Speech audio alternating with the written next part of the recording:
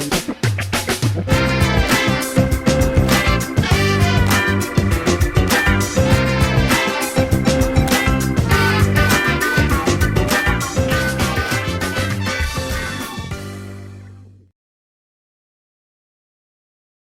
evening, family. As you know, my name is Anita Washington, your living unashamed speaker and success coach, and I have been bringing you edutainment, information for you to use to better your life.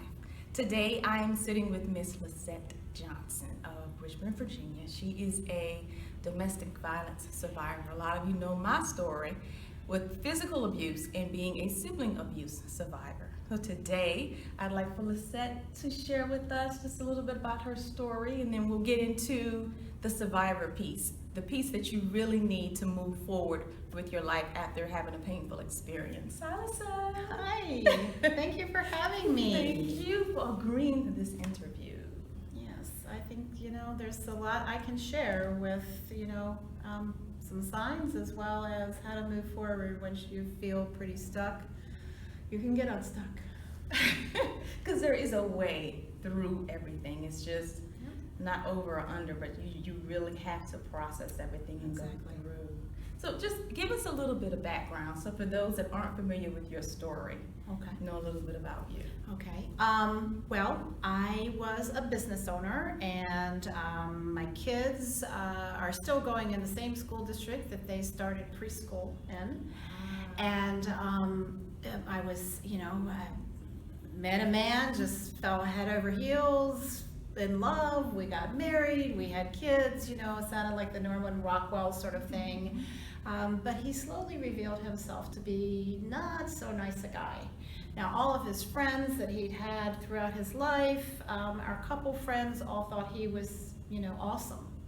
But at home, he was somebody very different, and he was very verbally abusive, berating me, very controlling, wouldn't put me on his checking account. The money that I made, I took care of the children's insurance, I took care of their preschool, I took care of all their clothing, everything. So I sort of didn't have any money of my own, even though I owned this business, and I didn't, have access to his money on top of that. I also had to, pay, it was sort of a marriage made on a business deal, half of the house payment and the utilities, and on top of these other things. So he really had me in a very vulnerable spot, because when I felt like the children were not being served, that they needed to have a really healthy example of how two people got along, and we certainly were not that, I wanted to leave him. And I didn't really have any financial resources to do that, but I knew as far as for the children that would be the best for them. And so I told him, I don't think I'm happy, you're not happy, and I want a divorce. And almost immediately, Anita, he said, well, you would, deprive your children of a father? And what do you mean? Because you're still their father, you'll see them, you'll have them every other weekend or whatever we work out. And he sort of sat there for a second, and he said, well, I would never want to see any of you again. And that was sort of he would play these mind games and, make me feel bad, or make me, sort of try and start apologizing to him. Well, I don't want to make you feel that way. But then I just kind of, took that for what he said. And when he realized he didn't get a reaction out of me, then he said, well, if you think you're leaving here with those kids, you've got another thing coming. I will go for full custody. You've been in counseling. I'll prove that you're an unfit mother, and you'll never see them again. And I said, we just finished saying that you'll never see them again. So I kind of said, we moving forward with this. And when he realized that I was very serious, this wasn't gonna, if you don't start shaping up, if you don't stop treating me this way, I'm going to leave. I mean, I pretty much said, without a doubt, I'm leaving. it's done. This is over. He had tried some very aggressive things to re-engage me by stalking me, following me around, reading my emails, reading my cell phone, looking on my Facebook, and actually making comments on my Facebook, very derogatory comments, and, calling my family and saying, I think she's bipolar, and she spends all her money, just wastes it, and buys things we don't need. Well, I was buying things for the children that they absolutely needed. My family started saying, well, what is going on with you two? Because, we don't know you to be this person. And I was in the process of counseling because I knew I needed support. I knew that I needed people around me who could help me get through this, because I knew he was going to really dig his heels in. It was going to be very, very contentious, and he wasn't going to be nice about it, because he really hadn't been nice to that point. And so when push came to shove and I said, this is it, this is the weekend I'm moving out, he actually kind of backed off all those things. And started kind of playing pretty nice, and I thought, well, that's really strange, because he's been really, really aggressive. And he was supposed to, and throughout this time period, he was said, I'm going to go stay with a friend. I'm going to go, I'm going to retire and I'm going to move to Paris. Just crazy things. But he wouldn't leave the house, and so I decided that I was going to leave. And he kind of got this sort of calm demeanor, and I just said, I said, look, he told me he was going to spend the weekend with his sister, and I said, well, look, could you, the kids are asleep, I want to go to church, it's our first week of church school, and it is, I want to go to the service, so if you would just watch them. My daughter was 12 at the time, my son was 9, was 5 days shy of his 10th birthday. And I said, just until they wake up, because they'll be fine. They can get themselves cereal and watch TV or play a game or whatever.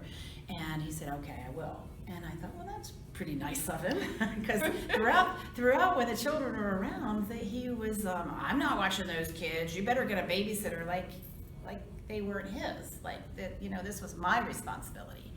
And so I came home from church, and he was still there, and I said, I thought you were going to your sister's. And he was very sullen, very quiet, and he said, would you please lay down on the bed with me? And I said, no, we're separating. None of that's going to happen anymore. And so I said, I'm going to meet my girlfriend to go for a walk. The kids are downstairs situated playing their Wii. And so I went in the bedroom to change my clothes, and he came in with a gun, and I was sitting at the farthest corner of the bedroom, and he stood about 4 feet from me, and he raised his hand, and I saw him, as soon as he started raising his hand, I knew exactly. It was a gun, it was covered by a white towel. So I wasn't 100%, but I just, all of a sudden, it all came together. I knew, and as soon as he started to raise his hand, I immediately jumped up from the chair, and so instead of shooting me in the head, which is where he was aiming, he shot me in the chest, and I ran past him, and we had an addition, so the master bedroom had a door to outside, thankfully, but I did have to run past him, and he kept shooting me. I was screaming to the kids, get out of the house. Daddy's got a gun, call 911, get out of the house. Well, my daughter sent my son, who was 9 at the time, to a neighbor's to go get help. And she came upstairs to see, what was going on. And of course, I was running away from the house. So he did shoot me in the back as well. I didn't go down with that either, and so she witnessed him shooting me, and he turned the gun on himself and shot himself. So, I didn't know where my children were. I made it to a neighbor's yard and was sort of in and out of consciousness. But you were one tough sister. to be able to withstand and keep moving at the same time? You know, I have to say that that wasn't a conscious choice. Your body takes over if you allow it. And It's the adrenaline. the that kicks adrenaline, in, you but- know, as soon as I saw that gun, you know, I remember the first shot, and I don't remember any of the other ones because I was just sort of on a mission. And with that, I remember some parts, but really, you know, it took a while to remember much of it. I knew my children were in danger, and you know, it was difficult. It was difficult because I could hear my daughter's voice, but I knew if I turned around, that he would have full frontal, and that would be it. It wasn't something conscious. It's something that made my body continue to run. I had two collapsed lungs. My diaphragm was shattered. A bullet nicked my heart. One wound up in my liver, and so I was in pretty serious Yes. shape to keep running. And I'm sure that running, you know, made the blood, you know, loss even more severe, but I had to get out of the way. And I heard the last shot. I did not know, was it my daughter or was it him? And I just had to keep running. And so, you know, all the things came together. Now that I'm a domestic violence advocate, I know all the things that I did wrong. From Like, for instance, the first question that everyone always asks is, why did you stay? When you first saw the signs begin to kick in, why did you stay? You know, I think when we fall in love with somebody, you know, and I tell people, you know, you have an argument with somebody. Well, when you're in an abusive relationship, that argument looks a whole lot different. But when you have an argument with somebody, you don't bail on the first argument. Even if it's a drop-down, dirty, mean fight, you sort of are like, wait a minute, we should be able to move through this. And it starts so small. It's almost like, did I hear that right? Or, you know, and so your mind you have to sort of process it. Knowing what I know now, and people always we talk about red flags. Nobody's right, you know, no one is waving this red flag. Right. You know, with a sign on it that says, this is an abusive, you know, it just kind of plays with your head a little. Almost always starts out with emotional. You know, I didn't get or experience a lot of physical abuse, but I did experience pushing and shoving and pinching. But never anything that left a bruise to where if you called the authorities or tried to report it, it would have just been your word against his. Right, exactly. Which would have made the situation. Right, because I knew they're not going to arrest him on something I said, and you don't want even I work with women who really, they're coming into the emergency room and they have some pretty serious injuries, but they don't want him arrested, they want him to stop this behavior. And it's a long road to realize that that's not something we have control over. And that's not something that benefits them to do. We all kind of do things that, you know, that works for them. That control they have works for them. It feeds their ego, and recognizing that there's just not something you're going to be able to do. But then, by the time you get to that point, he's already kind of messed with your head, saying nobody wants you. You're not going to be able to make it on your own financially, emotionally. You know, I'll get the kids. I'll keep the kids. You'll never see the kids again.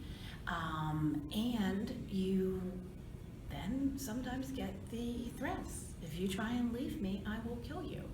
And even though it doesn't, you think, well, why would somebody who says they love me do that? In the back of your mind, you're thinking, yeah, that could really happen. Yeah, so from a child's standpoint, because during my childhood, my father tried to set the house on fire 3 separate times. And as a teenager, I always wondered, you know, with my mother, why are we staying here? Why? It's a house, there are houses all over the world. Why are we staying here? And not until I'd say within the last probably 5 years that I just accept that I was never going to get the answer I wanted. Right. Because she probably doesn't understand it either. I mean, it's the truth of the matter is, you know, it's sort of, if you had just one thing, but it's all these things. And I remember that I would try and think, how can I get out? And I would think about the money, and then I would think about, well, he's still going to have he's going to see the kids. So he's going to see the kids, and, you know, but I won't be there to, you know, sort of soften it up and get them out of harm's way. And, you know, it just was this big, I just felt like I would be going around and around and around and around in circles. And I never saw, absolutely. And even if that isn't an issue, if you know, if it's not the court system and not the visitation, when somebody tells you that if you leave, they're going to kill you, you can't help but feel on some level this, you know, how am I going to do this? Because the truth of the matter is, when someone leaves, they're not, that person, they don't just go off to another planet. That person's still there. It's, you know, you can get a protective order. But all that said, there are ways to leave. There are ways to leave safely, which if I had only known, because I thought, well, when you call a domestic violence agency, they're going to tell you, pack up your kids and come to this shelter. And I had a business, I had a life, my kids were in their schools, and I couldn't be living in a shelter. I didn't realize that domestic violence agencies have counseling to try and help you safety plan. And even if you choose for now that you need to stay or you want to stay, helping you be safe within that house and within that relationship, as far as, you know, not arguing in the kitchen because there's knives in the kitchen, assessing, does he have guns, does he have access to guns? You know, we try and work with people, you know, try and get a post office box, an anonymous post office box, get a bank account in your maiden name, start putting somebody away, make sure that account does not come up on your phone, does not come up in the mail. Those little things can help someone squirrel away just ever so little bit of money, and, you know, almost playing the game. Once you have decided you want to leave, instead of saying, I'm out of here, really just sort of getting things in order with the kids' birth certificates, having things so that when, if you need to leave quickly, you know, you leave your pocketbook by the door. You know, we all take care of, you know, put it on the kitchen counter and all, you know, when you get your keys and your cell phone, what are you going to do? So, you know, keeping these things top of mind, and then working with a domestic violence agency. And even before people get to that point, there's a toll-free national hotline to just kind of talk to somebody and say, I don't know, is this abuse? Or, you know, I feel like it might be, but I don't want to leave him, but I don't know what to do. You know, just to sort of sort it out with somebody who understands that. Because as friends, we want to say, oh, I wouldn't put up with that. You know, like you as children, you want to say, Mom, why are you doing this? Right. Why can't we move to a different house? Right. Like, we need to get out of here. Why are you not seeing, Mom? Yeah. But she may, in her mind, have thought, this is the best way I can protect them, because if they're not with me, he could hurt them more. You know, there's all kinds of things that go through in someone's head on what they think. Of course, what we know now is that living with trauma, increases, and violence in the household increases, young men's chances of being an abuser. Yes. And it increases young women's chances of being abused. It doesn't always play out like that, and one of the things that is the sort of the dividing road is how early an intervention into reprocessing into healthy relationship models they can, the earlier the intervention, the less damage, obviously. Now, your event happened in 2010. 2009. 2009. Yeah. Okay, and this is 2016. Right. So, like, walk me through your recovery. What was what was the first thing that you did that you felt was normalizing life for you and your two kids?